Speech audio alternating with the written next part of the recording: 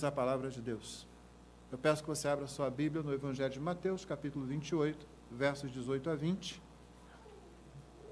onde, mais uma vez, como fizemos hoje de manhã, vamos ler a palavra de Deus e fazer a exposição da palavra. Vou lembrar aos irmãos que pela manhã o que nós vimos foi a cultura do reino. Nós começamos falando de hermenêutica, não é? E de hermenêutica nós falamos a interpretação. Interpretação nós falamos de contexto. Você lembra disso? Os irmãos que assistiram, estão aqui agora, assistiram pela internet, aqueles que estavam aqui, eu quero crer que estejam assistindo a segunda parte daquela mensagem que é agora. Então, a primeira foi pela manhã. Se você perdeu, ela estará no canal da nossa igreja. Então, visite lá para que você possa acompanhar, ter as duas partes da mensagem. Nós vimos que a questão de contexto é importante para qualquer interpretação que você faz. Nós vimos que você faz isso o tempo todo. Eu dei o exemplo daquela mãe que tem a criança pequena e, de repente, fica aquele silêncio dentro de casa e a criança não está no raio de ação, no raio de visão dela, e ela pergunta assim: Zezinho, o que você está fazendo? E o Zezinho diz: nada. Não é? E ela não interpreta isso como sendo nada. Aquele silêncio, aquele contexto todo diz para ela: tem alguma coisa possivelmente muito errada acontecendo. Como aquela amiga minha que eu disse que encontrou os filhos bebendo lá, com muita felicidade, rindo muito, os dois irmãos bebendo produtos de limpeza debaixo da pia. Né? Então você faz a interpretação de acordo com o contexto. E para interpretar corretamente a palavra de Deus, nós vimos que o contexto que abre a chave hermenêutica para a Bíblia é aquilo que chamamos de história da redenção. E aí eu falei de modo geral sobre a cultura do reino. Você deve lembrar 5 pontos que eu coloquei aqui. Ela depende da pessoa e da obra do rei. A cultura do reino é totalmente abrangente, né? Ele tem autoridade nos céus e na terra, portanto, dentro do seu coração, dentro da sua vida. A cultura do reino é uma cultura de restauração. A realidade que aí está não é aquela para a qual Deus criou a sua criação, perdoe a redundância. A cultura do reino é uma cultura de restauração espiritual, primariamente e primordialmente. E, finalmente, a cultura do reino depende do rei do início ao fim. Tirar Cristo do cristianismo é acabar com o cristianismo como a Bíblia o apresenta. Então, isso foi o que nós fizemos na parte da manhã. Agora à noite, no mesmo texto, nós vamos ver a cultura do reino e a cultura da igreja local. E o texto de Mateus 28, 18 a 20 diz assim: Jesus, aproximando-se, falou-lhes dizendo: toda autoridade me foi dada no céu e na terra. Portanto, vão e façam discípulos de todas as nações, batizando-os em nome do Pai, do Filho e do Espírito Santo, ensinando-os a guardar todas as coisas que eu tenho ordenado a vocês. E eis que estou com vocês todos os dias até o fim dos tempos. Essa é a palavra de Deus.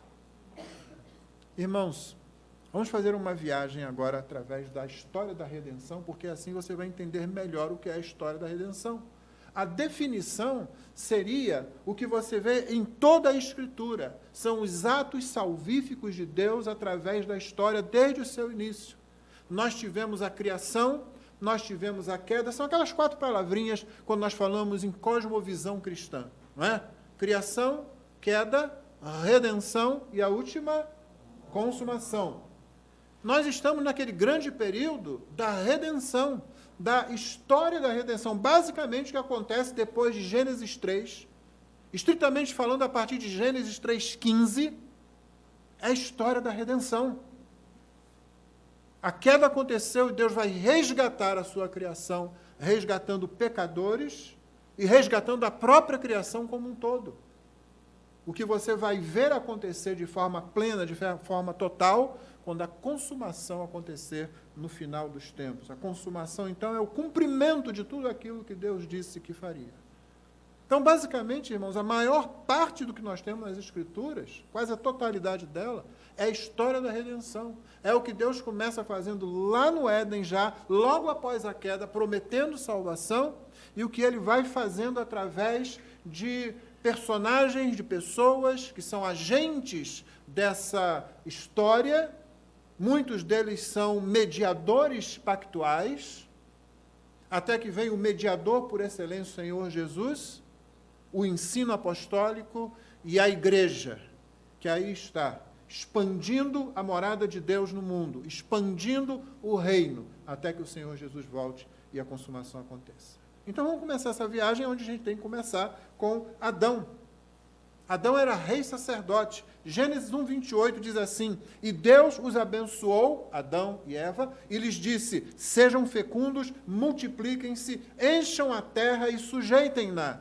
Tenham domínio sobre os peixes no mar, sobre as aves dos céus e sobre todo o animal que rasteja pela terra. Em Gênesis 2,15, Deus diz, a Bíblia diz, o Senhor Deus tomou o homem e o colocou no jardim do Éden para o cultivar e guardar. Deus começa, logo após a criação, a dar trabalho, a dar serviço, a dar tarefa para o homem. Ele chama Adão e ele diz para Adão, você vai ser o senhor de tudo isso. Você vai ser o responsável por tudo isso. Uma espécie de vice-gerente aqui. Representante do Rei Celestial. E sacerdote na medida que ele faz a mediação entre o Criador e todo o restante da criação. E Adão tem essa incumbência. A incumbência de um rei sacerdote. E como tal, ele é representante de toda a raça humana. O Salmo 8 vai nos lembrar isso quando nos diz, fizeste-o, o ser humano, no entanto, por um pouco menor do que Deus, e de glória e de honra o coroaste. Deste-lhe domínio sobre as obras da tua mão, e sob seus pés tudo lhe puseste. Ovelhas e bois, todos, e também os animais do campo. As aves dos céus, os peixes no mar, e tudo que percorre as veredas dos mares. É quase a linguagem de Gênesis se repetindo aqui no Salmo. Adão era o representante, era o cabeça da raça, e a tarefa que ele recebeu seria para toda a raça humana cumprir, como um rei sacerdote fazendo o quê? Cultivando e guardando o jardim. Ou seja, ele não somente iria tomar conta ali, mas ele ia expandir para fora daquela região do Éden demarcada por Deus, tudo aquilo que deveria refletir a glória de Deus. Então você acha que o plano de Deus é que toda a raça humana ficasse num pedacinho de terra ali, que a gente chama geralmente de Éden?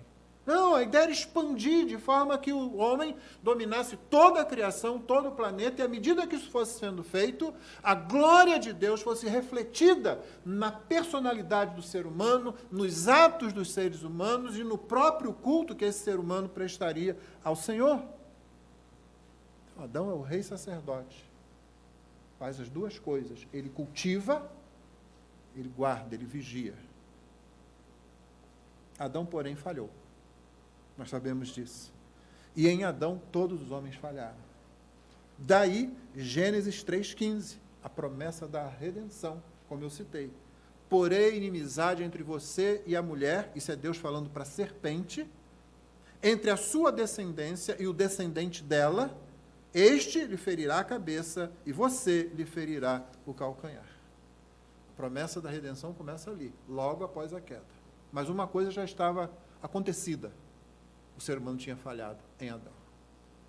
Então, o segundo ponto, a segunda parada da nossa viagem é Abraão, aonde se começa a efetivar a história da redenção, propriamente dita.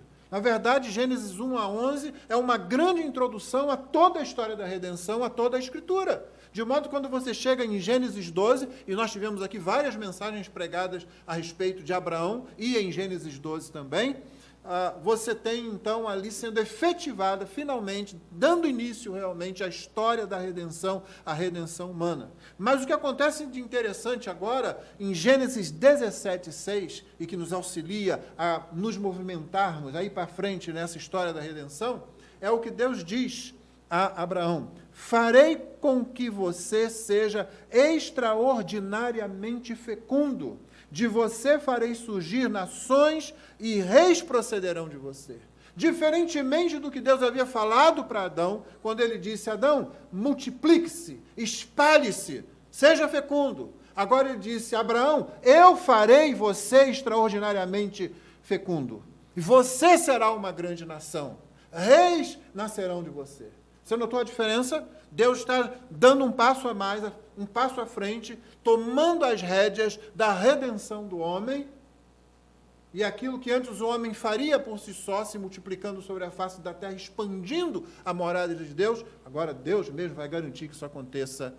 A descendência se multiplicando é uma das características da bênção abraâmica, do pacto com Abraão.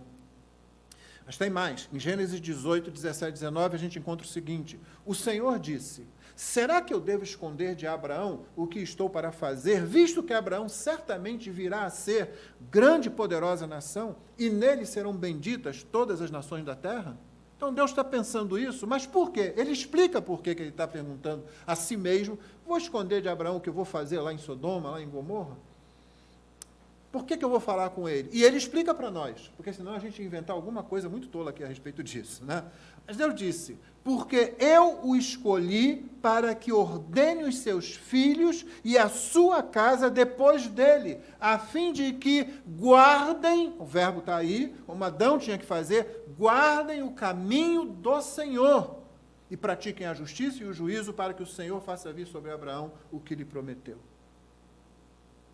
A história da redenção vai tomando novo impulso à medida de que Deus diz: eu escolhi Abraão e seus filhos para que ele ordene, para que ele ensine, para que ele mostre a seus filhos que eles têm que guardar o caminho do Senhor, e é isso que eles farão. Ele será uma grande nação, e todas as nações da terra serão abençoadas em Abraão, porque eles vão guardar o caminho do Senhor e vão expandir o caminho do Senhor, à medida que os filhos, e os filhos dos filhos, e os filhos dos filhos dos filhos aprendam o caminho do Senhor e continuem guardando o caminho do Senhor. Tenha isso em mente, porque isso é muito importante quando a gente chegar lá na frente, na igreja. Próximo passo, nossa próxima parada nessa jornada é Moisés. E em Moisés acontece uma coisa diferente. Aquele homem, Abraão, que se tornou um clã bastante significativo, agora vai se tornar uma nação de reis sacerdotes. E é isso que acontece em Moisés. Moisés traz a lei. Então, Êxodo 19, 5 e 6, portanto, imediatamente antes de Êxodo 20, que é o capítulo onde os 10 mandamentos, as 10 palavras estão, nós encontramos o seguinte: agora, pois, se vocês, povo de Israel, ouvirem atentamente a minha voz e guardarem a minha aliança, vocês serão minha propriedade peculiar dentre todos os povos, porque toda a terra é minha. E vocês serão para mim um reino de sacerdotes e uma nação santa. É Deus quem está usando essa expressão, reino de sacerdotes. Quando eu uso a expressão rei e sacerdote, começando de Adão, eu não estou inventando. Os teólogos não inventaram essa expressão. Ela vem diretamente da Escritura e dos próprios lábios de Deus. Vocês serão um reino de sacerdotes e uma nação santa.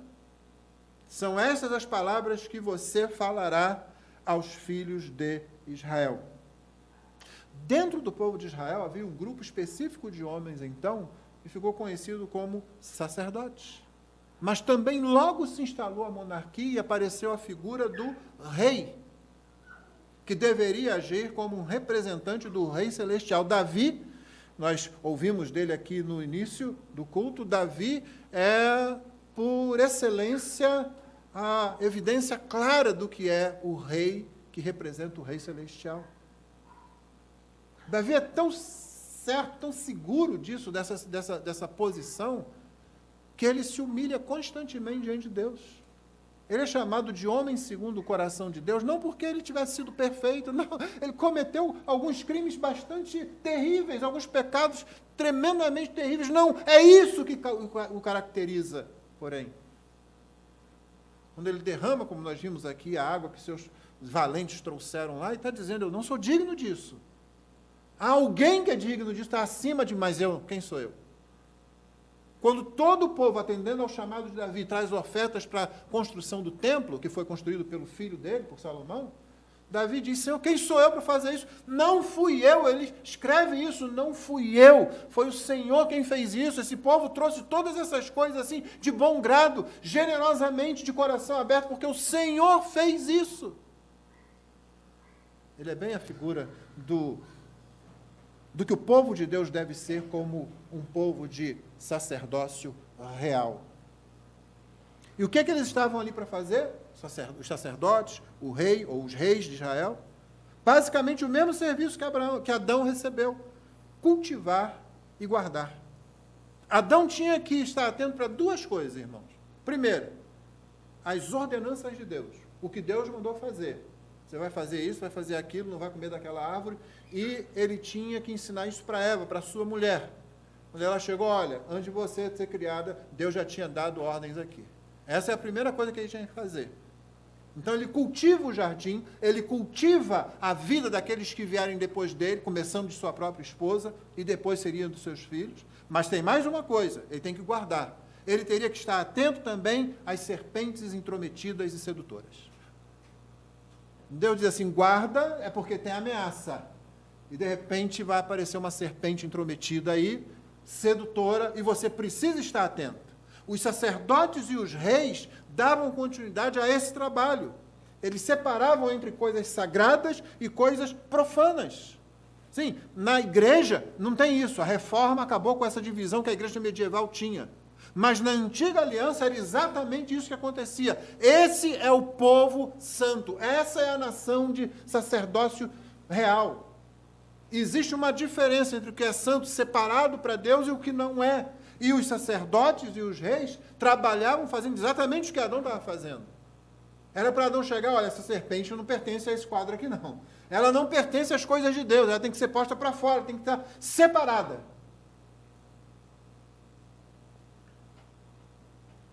Eles continuavam o mesmo trabalho, e a exemplo de Abraão, eles ajudavam Israel a fazer o quê? A guardar o caminho do Senhor.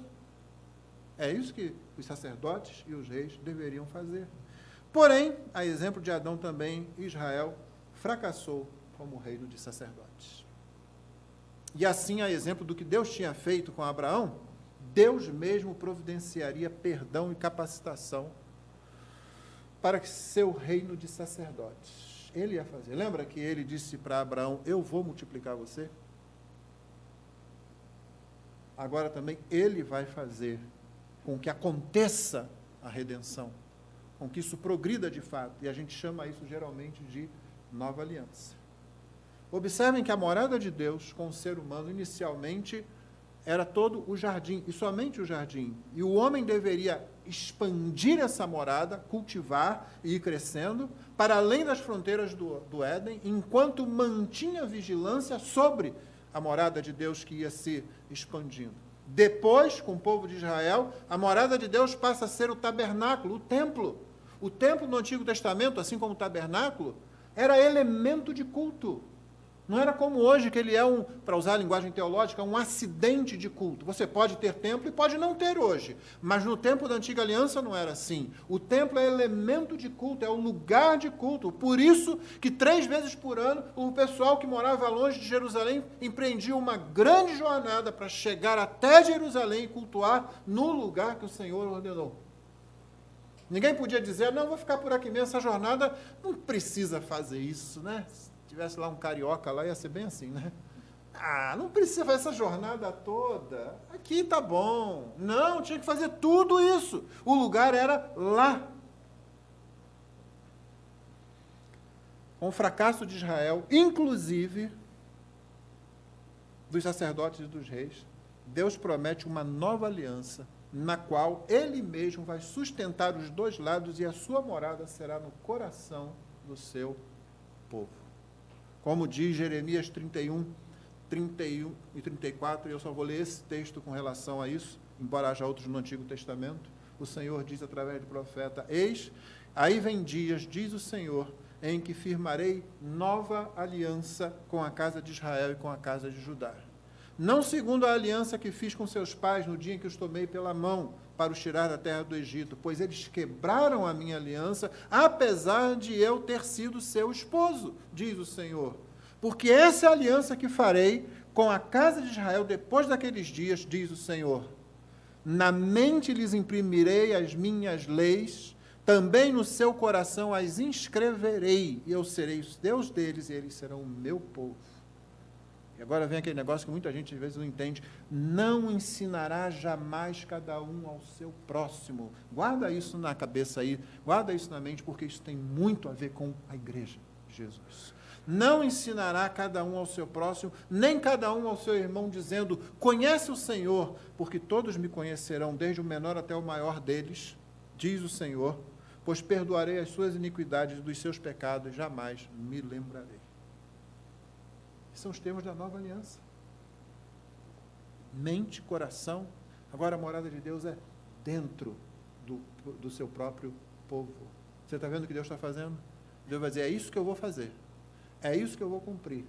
Não vai ser como essa aliança que eles podiam quebrar. A aliança que eu vou estabelecer agora será impossível de ser quebrada.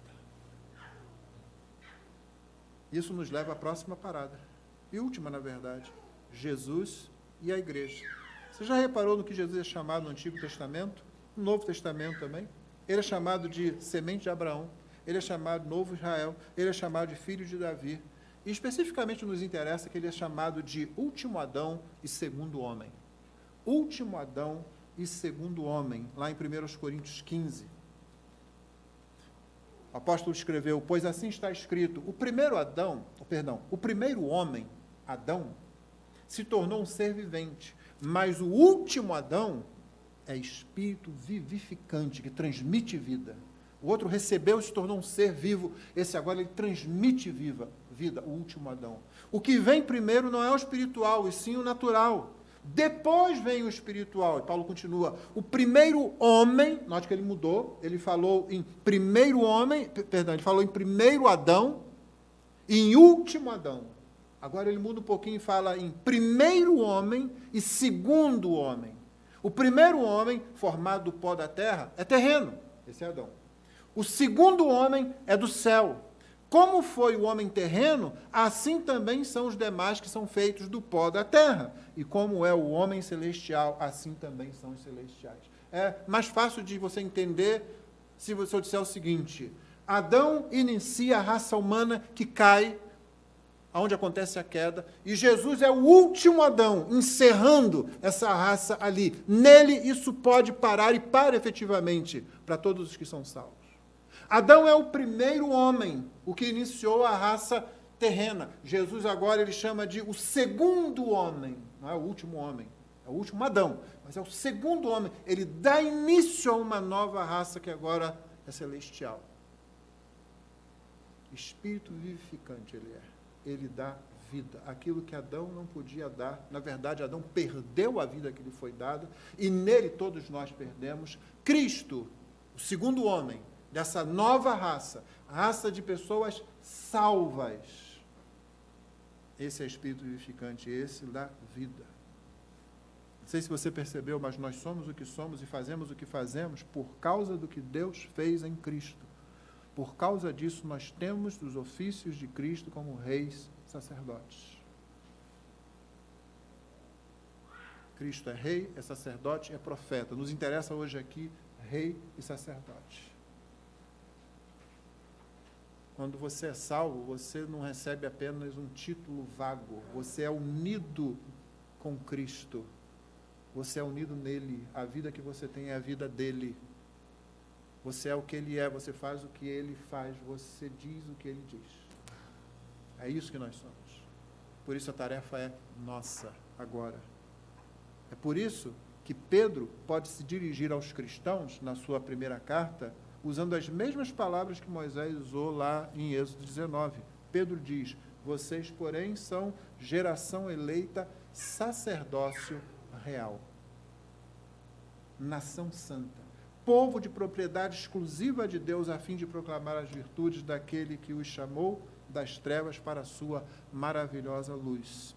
Todos os membros da igreja de Cristo são reis e sacerdotes. Já pensaram nisso? Rei Renato, sacerdotisa Elisângela,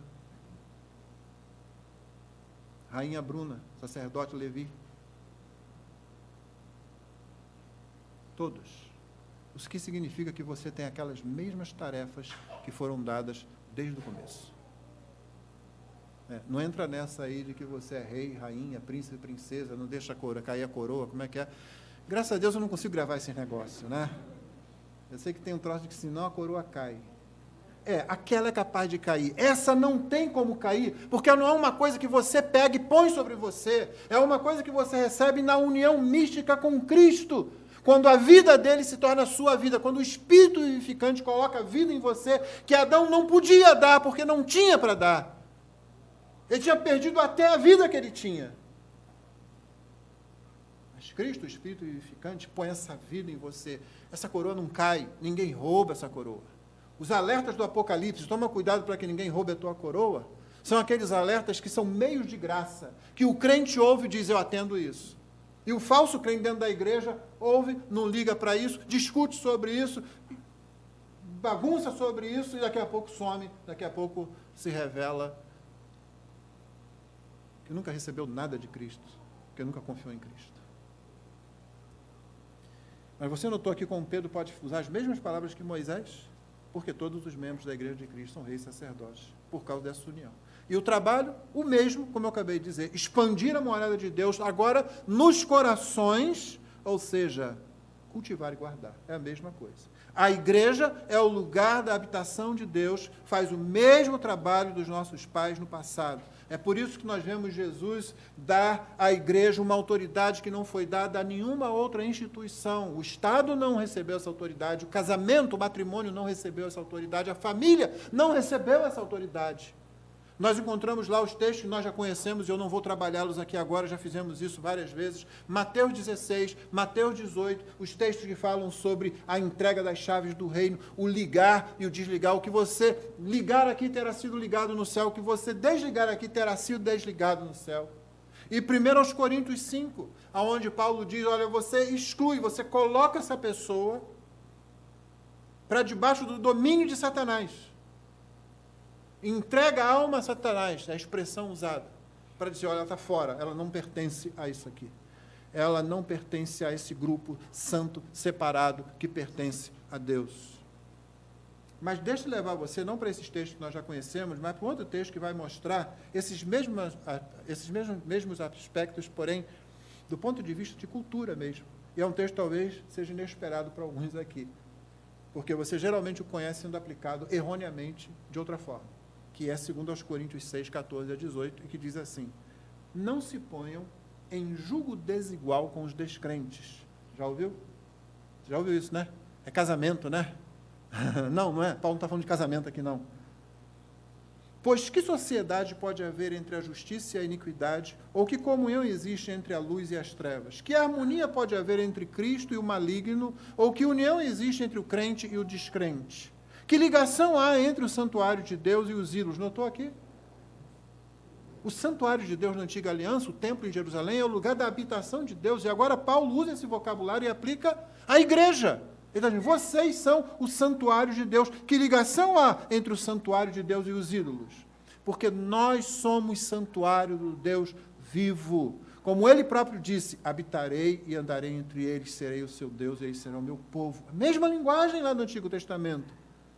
Por isso o Senhor diz, saiam do meio deles e separem-se. Isso é basicamente o significado da palavra santifiquem-se. Mesma coisa, santificar é isso, separar, principalmente. Separem-se, não toquem em coisa impura e eu os receberei. Paulo está citando o texto do Antigo Testamento.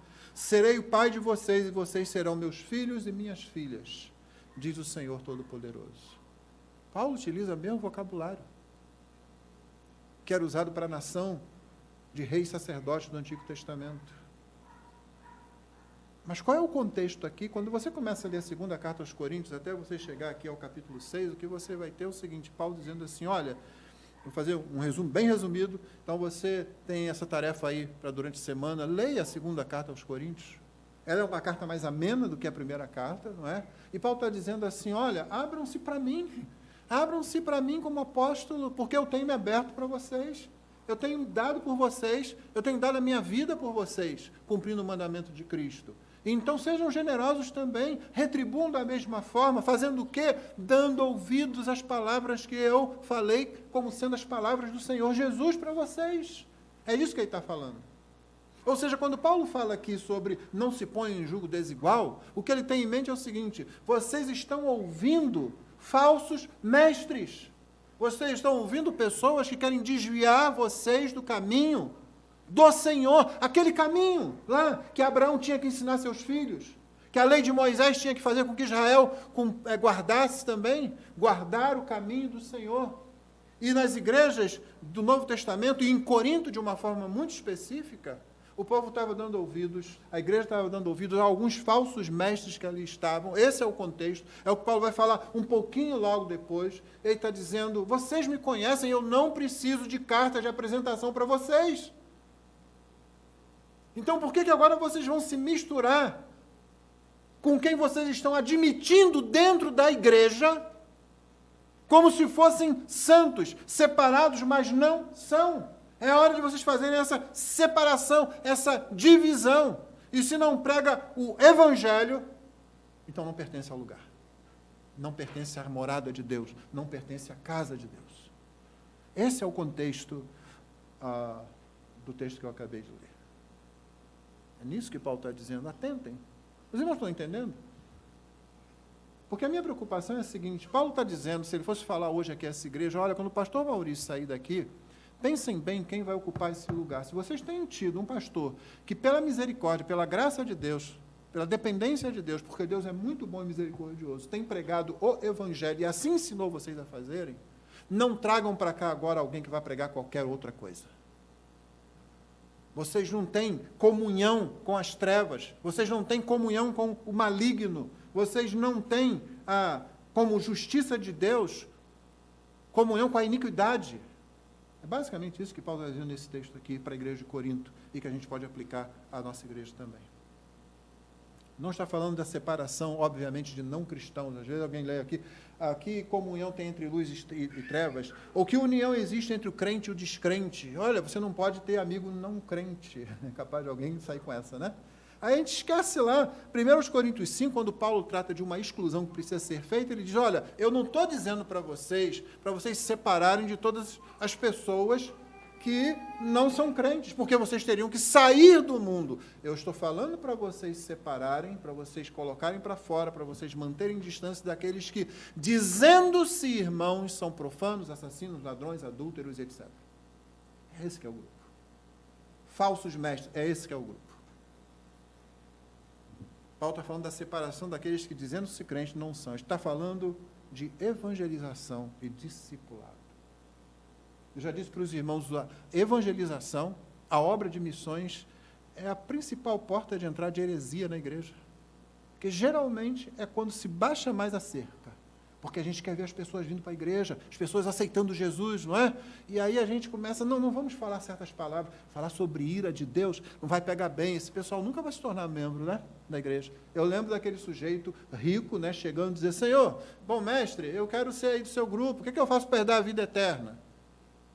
E um discípulo olhou para o outro, cara, esse sujeito é cheio da grana, e ele tem bastante influência, agora isso vai para frente, agora vai, porque aqui só tem pobretão, né? O único que tinha melhorzinho aqui, que era Mateus, publicano, cobrador de impostos, rico e tal, abandonou tudo para ser discípulo. Então, não tem, nós estamos no zero mesmo.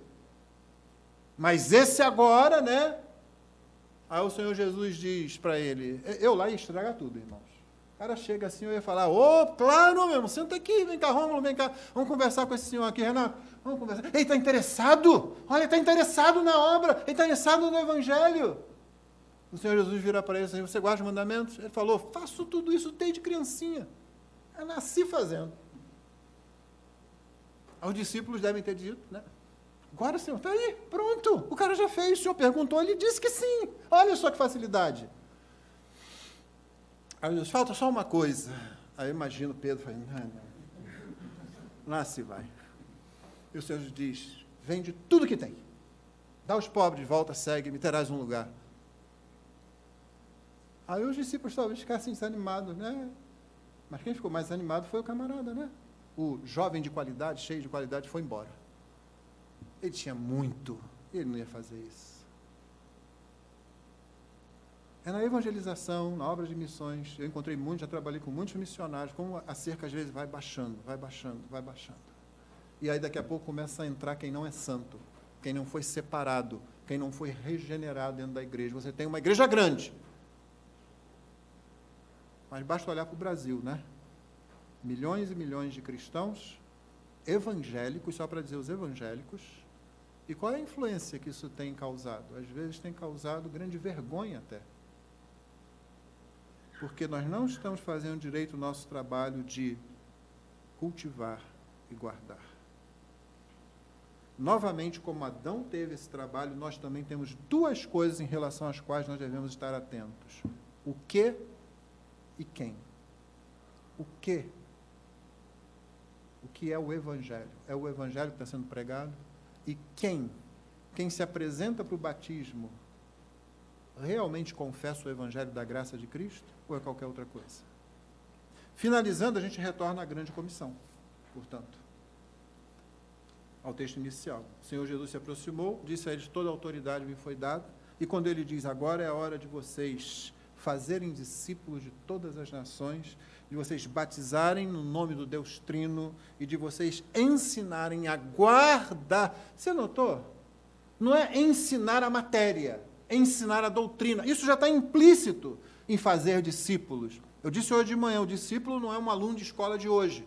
O discípulo é aquele sujeito que venera o mestre e quer ser igual ao mestre. Tanto que Jesus mesmo disse isso: basta o discípulo ser como seu mestre. Mas o que Jesus diz, eles têm que guardar todas as coisas que eu tenho ordenado a vocês. Essa é a nossa tarefa, irmãos. Quando nós fazemos discípulo na igreja, quando nós evangelizamos, nós estamos expandindo a morada de Deus no coração dos homens e nós continuamos a guardar aquilo que nós usamos para fazer esse trabalho, que é o Evangelho. Nós cuidamos para que o que seja anunciado seja o Evangelho. Nós tomamos os cuidados que Paulo toma lá no início da primeira carta aos Coríntios. Eu tomei cuidado para que vocês só ouvissem a palavra da cruz, para que a fé de vocês não se assentassem sobre sabedoria humana, mas sobre o poder de Deus. É isso que a gente faz. Cultura de evangelização, cultura de discipulado numa igreja é quando cada crente, cada irmão, cada irmã entende e compreende: eu sou rei sacerdote, eu sou rainha sacerdotisa, eu tenho aqui a tarefa de representar o Rei Celestial e servir de intermediário entre o grande Redentor e a criação decaída, para que ela possa ser salva. Quando cada crente pensa sobre isso, quando ele parou de pensar: eu sou um membro da igreja que tem uma carteirinha lá da igreja, eu fui batizado, ou a minha carta agora está lá naquele hall de membros. Quando isso acontece, e ao invés de pensar dessa forma, eu penso: não, eu sou rei sacerdote, eu sou um guardião da palavra, eu sou um guardião da própria igreja. Ninguém vai alterar a doutrina dessa igreja, nenhum pastor vai vir para cá e alterar a doutrina que a igreja tem aprendido. No momento em que a igreja entendeu essa doutrina é a doutrina bíblica, qualquer pastor que vier liderar a igreja, como sendo pastor de pregação e visão, pastor sênior, como eles usam às vezes, no momento em que ele pisa fora dessa linha aqui, a irmã tem que falar. Você sabe que eu geralmente me dirijo primeiro aos homens, né? Porque a tarefa é dos homens primeiro. Mas às vezes as mulheres podem ficar assim: bom, se é deles eu não preciso fazer nada. Não. Que tristeza eu tenho visto em muitas igrejas, que tristeza ouvir de pastores, de membros de igreja, que já entraram em contato comigo, já me procuraram para falar sobre situações em que a igreja estava indo bem, estava indo até na palavra, daqui a pouco veio um outro pastor. Aí ele começa a inventar moda para lá e para cá. E aí alguém começa a fazer assim: poxa, mas não é bem isso, né?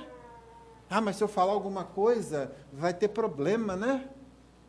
Como é que eu vou ficar se eu falo alguma coisa e aí as pessoas não vão entender? Meu irmão, como é que o nome de Cristo vai ficar? É tudo o que interessa. Você tem que se levantar. Se você é membro da igreja, se você é batizado, se você é discípulo de Jesus, você tem que se levantar. Não importa a sua idade, não importa o seu sexo, você tem que se levantar. Eu sempre acho que é uma tarefa que os homens têm que tomar à frente logo de imediato, antes das mulheres terem que se exporem. Mas você tem que falar. Você não pode ficar quieto: vou pôr para outra igreja para evitar problema. Não, o problema já está ali. O que você está fazendo é a covardia, é falhando como Adão falhou, é falhando como Israel falhou, e não seguindo aquele que fez o que Adão não fez, que fez o que Israel não fez. Você abre o Salmo 8, como nós lemos lá, né? Pouco menor do que Deus, o Senhor criou o homem, colocou, deu domínio sobre tudo, sobre as aves no céu, os peixes no mar, tudo que se arrasta. Quem é o ser humano que tem esse domínio, irmão? Quem é? Não, isso era o que Adão tinha que ter, mas você conhece algum ser humano que faz isso? Que domina? Nós temos aqui um homem zarrão aqui na igreja que tem medo de barata. Não vou dizer o nome, nem sobre tortura eu vou falar um negócio desse. Mas nós temos, Quem é que domina sobre as... Você viu um homem dominar sobre essas coisas? O mesmo homem que eu disse hoje de manhã que senta sobre o trono do universo, que tem toda a autoridade. O homem Deus, o Senhor Jesus Cristo. Cultura de evangelização e cultura de discipulado é quando a cultura do reino, quando eu olho para o rei e eu começo a dizer, ele é digno de que eu invada lá as fileiras dos filisteus, de que eu me arrisque, de que eu passe vergonha, ele é digno. Quando cada um começa a fazer isso, quando para que ele pensa, é o pastor que tem que fazer. Vamos ver o que o pastor vai fazer? Não, irmãos, eu espero ter uma igreja com membros que digam, pastor, o senhor não vai fazer nada, então eu vou.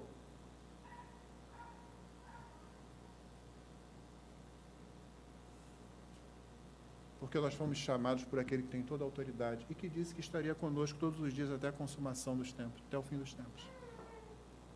Eu e você, nós somos reis e sacerdotes. E essa tarefa está inacabada, irmãos. Nós temos que encarar uma tarefa que está inacabada. Até que ele nos convoque à presença dele, ou até que ele volte. Nós precisamos continuar realizando a mesma tarefa que foi dada lá no início e que o Senhor Jesus nos capacitou para realizar. Que ele nos abençoe. Curva a sua cabeça e vamos orar. Pai querido, muito obrigado pela tua palavra. Tua palavra nos anima, tua palavra nos encoraja, tua palavra nos confronta, Senhor. Já confessamos ao longo desse dia, várias vezes, que não fazemos aquilo que devíamos estar fazendo. Mas também já confessamos o teu grande nome, o nome de Jesus, o nome que está sobre todo nome, o nome do grande Rei. Aquele que faz com que as portas se abram, se levantem para que entre, o Rei da Glória. Ele que usa vaso de barro como nós. Incapazes, porém nas mãos dele, capacitados. Para fazer uma obra que é impossível, porém nas mãos de Jesus, pessoas são salvas. Pecadores, como nós, são redimidos, Senhor. Rogamos que esta igreja, e mesmo aquelas que de alguma forma estejam ao alcance dessa mensagem, ó Pai querido, que nós sejamos como os valentes de Davi. Que a simples aspiração do Senhor já seja a ordem para nós. E que nós corramos e nos empenhemos para realizar a vontade de Jesus. Para que todo aquele que o Pai escolheu receba a obra do Filho da expiação pelo trabalho do Espírito Santo, mediante a pregação do Evangelho. E que nós sejamos instrumentos para isso, Senhor. Nós oramos assim no precioso nome do nosso Salvador.